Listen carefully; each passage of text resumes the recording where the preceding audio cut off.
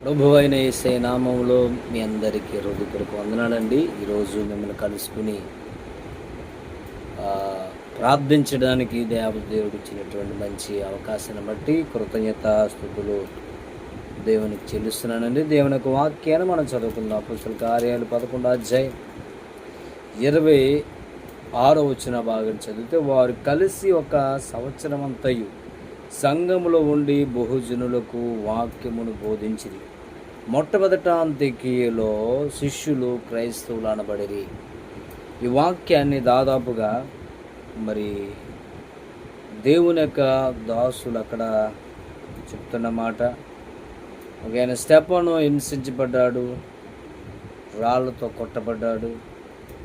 ఆ సందర్భ వచ్చిన 8వ అధ్యాయం అంతా చూస్తే హింస, సంఘానికి గొప్ప హింస కలిగిందని, అలాగే 6వ అధ్యాయాన్ని 7వ అధ్యాయం చూస్తే స్టెఫను మోకాలుని ప్రభు వారి మీద ఈ పాపం మోపుకోని గొప్ప శబ్దంతో పలికారు.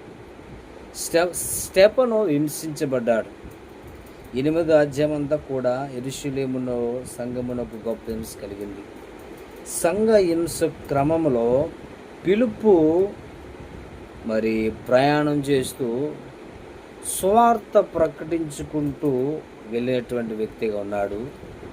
అలాగే 9వ అధ్యాయాన్ని మనం ఆలోచన చేస్తే సౌలుకున్న ఆయన పట్టబడి దేవుని రాజ్యము కొరకే, దేవుని సువార్తను ప్రకటించుట కొరకు అతడు గొప్ప సాధనముగా దేవుడు ఏర్పరచుకున్నాడు. 9వ అధ్యాయం అతడు మామూలు వ్యక్తి అంటే ఇంకాను ప్రభు శిష్యులను బెదిరించుచు హత్య చేయుట యందును తనకు ప్రాణాధారమైనట్టు ప్రధాన యాజకుని యొద్దకు వెళ్ళి, ఈ మార్గమందు పురుషులేని స్త్రీలేని కనుగొని ఎడల